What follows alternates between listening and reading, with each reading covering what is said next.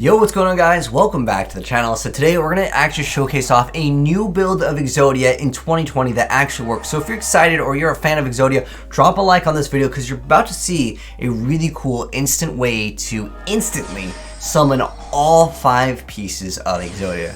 And if you might be thinking, well, what's the point of summoning Exodia? You need the cards in your hand to actually get your win condition. You're absolutely right, but you'll see that summoning all of the pieces is actually going to be super consistent and easy. In this day and age in Yu-Gi-Oh, it's hard to pull off Exodia, especially if you were an old school OG Yu-Gi-Oh player that played cards like Threatening Roar, Wabaku, and you would stall like Battle Fader. Those things just simply don't work. In this day and age in Yu-Gi-Oh, you need to be super fast, and you need to be able to play certain hand traps to go ahead and maybe combat some of the things that your opponent might have. Now, with this build, we're going to instantly summon Exodia by using a level 7 monster and just act as a vessel for the new card that is called Level Resist Wall. What Level Resist Wall does is makes it so whenever a monster you control is destroyed by battle or by an opponent's card effect, so if they negate and destroy, don't worry, you'll still get your effect over here. You're going to target one of those monsters, special summon any number of monsters from your deck in defense position whose total levels equal to that target's level. So in this case right here, he's even going to negate these, not that it matters. But what's awesome with this is all you need to have is a level 7 monster that is actually going to be being destroyed. Now, you can actually use a lot of other targets, and I'll get into that in a second. But since this is a 7, we're going to be able to summon a total level of 7 in terms of the monsters. Like, all the levels total will be 7. So all the Exodia pieces are going to be level 1. So that's 4 vanilla parts. That's 4. And then 3 for the Exodia head, and then that way its total is 7. That's the important thing to take into consideration with that. And if you draw them, it doesn't really matter. We'll get into that in a second, because obviously you need it bounced with your hand. You activate Sound the Retreat, bounces all the cards back to your hand, and that's going to give you your instant win condition. And this deck is actually quite consistent with some of the other cards, which we'll hop into when we get into the deck profile, but I want to go ahead and show you guys another gameplay. So the reason why this deck is actually going to be super consistent is, one, you don't need your extra deck. So cards like the Pot of Disparity, which is one of the newer cards that lets you dig through your deck quite deep. I mean, you're digging through 6 extra cards over there, and the fact that your opponent takes half the battle damage, that doesn't matter at all. But the most important thing is actually going to be able to go ahead and get that effect of, let's say, the Level Resist Wall and the Sound the Retreat. But you also have cards like Lilith and Trap Trick, which can be any of the trap cards that you need. So in total, the combo is going to be 3 cards. It's going to be Sound the Retreat, the Level Resist Wall, and then of course just a monster. Now, you don't have to technically play like Fuelizer if you don't want to.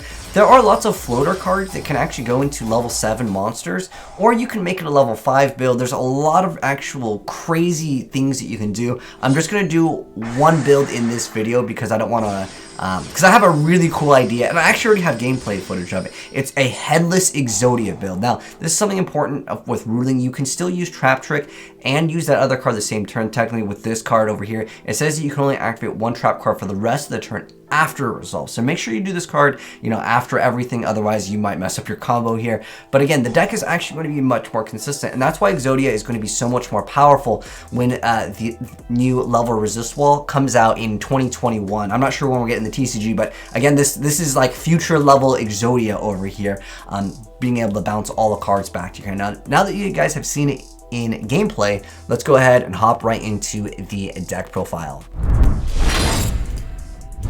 So hopping right into the deck profile, you guys are going to see a bunch of cards, and I want to go ahead and explain all these as these are quite important. So in terms of like the actual good cards that will give you some sort of like bonus or effect, Pinkatrops is obviously a really good card just in general, but it's actually level 7, and that's the most important thing. Same thing with the Phantasme over here. It is also a level 7 monster. Fuelizer is just a card that you can go ahead and actually just set this card, and at this point in Yu-Gi-Oh, they might be thinking, oh, it's Subterror. That's like the only thing that realistically sets in the meta of the game. But remember, you not only have 3 copies of Lilith, but you also have 3 copies of Trap Trick.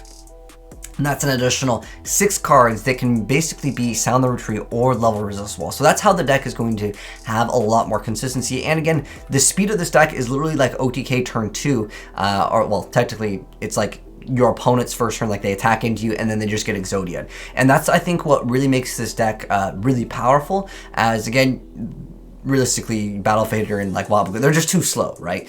And we're also, again, using that new Pot of Disparity card, which I don't even know we're getting in the TCG. Again, these are all probably coming out in 2021, so basically, the key cards in this are going to be Level Resist Wall and, of course, Sound the Retreat, and you can use the Trap Tricks and Lilith to get any part of what you need. Then you just need a level 7 monster. And also, I want to go ahead and actually mention, if you happen to draw some of the Exodia parts, it's okay. The reason why it's okay is you obviously have it in your hand anyways. That's really good. So you can go and pull out the Exodia combo. It's not the best to draw it, but like it's okay, as in it's not like you're going to instantly lose because of it. You can actually summon other cards, like let's say you draw the head of Exodia. Well, then you can go ahead and go special summon Lilith over here. Or if you happen to have these small parts of Exodia, you can go for the beta over here. So there are other cards that you can go ahead and go into. The Nibiru here is just to go ahead and disrupt combos. Same things with like impermanence. If you really wanted to have extra consistency, you can think about cards like Mallet or any other card that would let you, like, let's say Cycle card, since this card is a dark. You can maybe think about Allure of Darkness, since this card is also dark. There are other ways to play this, and I will be dropping a video very soon. In fact, I already have some of the gameplay footage of it where you can actually utilize other floaters like Tomato, and what we're going to actually be able to do is it's going to be a headless Exodia. So we're actually going to be getting Exodia's like win condition. I won't spoil the video, but if you are new here, it's absolutely amazing. It's super hyped. So if you're new here and you do want to see a headless Exodia deck actually win, subscribe, turn that bell, and you'll see it very soon. But this one I think is going to be faster. The reason why it's faster is because it literally does it in like basically one turn. There's a setup and then your opponent attacks into your monster, or if they destroy the monster. So one thing I like with this, and the reason why I think this build is so strong, is because, again, this works if they destroy a battle or by a card effect, because this day and age, having a monster be destroyed by battle, a lot of times your opponent will see that coming. With this deck, they might see it coming if they read Level the Resistance Wall, but this card just came out, so a lot of people have no idea what the heck this card is. Even when you go for Lilith, they're like, what the, whatever, just destroy it. And then you Exodia, and they're like, what the heck, I got cheesed. But that's what makes it so powerful, is like they just have to get rid of the monster. And unless they're like compulsing, but no one plays compulse, or maybe if they're running like Madolche's the Tiramisu, that would be like one way that they would kind of counter it. But I wouldn't say that Madolche's are super popular this day and age. Again, everything has just gotten so fast. But anyways, that's why I think this Exodia deck is so powerful. I also wanted to mention, if you wanted to play cards like Mystic Tomato to float, you can actually float into a lot of other cards that have low attack that are level 7, so you can still do it with lower level cards. But this is just a card you can just straight up summon. There's also Danger Nessie, but be careful with this, as this build over here doesn't play Backup Soldier. There's another way you can play it. Like I said, I feel like this opens up the doors to so many, but big shouts to Mag Solutions for hooking me up with the gameplay of this build. In fact, I was actually playing a build like this, but I think the Headless Exodia is what I want to focus in on. So I'll get you guys gameplay of that again very soon. But I'm going to go ahead and mouse over the cards just in case any of you guys want to go ahead and copy the deck and you're not playing with the ability to go ahead and download the file. But it's playing some gammas and betas over here. You didn't see beta, but I mean, it's just part of the side frame. You can completely drop that engine. Again, you can play Mallet's other draw power, Allure, if you want maybe a little bit more speed. If you want to go ahead and do that, that is optional. And then Impermanence obviously is just a fantastic card in Yu-Gi-Oh! In general, because it lets you disrupt boards quite easily. And then for the extra, it doesn't really matter. I will, however, suggest running a Link Karibo. A lot of times it can help out, because sometimes these cards over here, you just need to stall for like one turn. Now again, with this build in particular, you can't really add the card back unless your opponent's activating some like random card lets you go ahead and add a card back.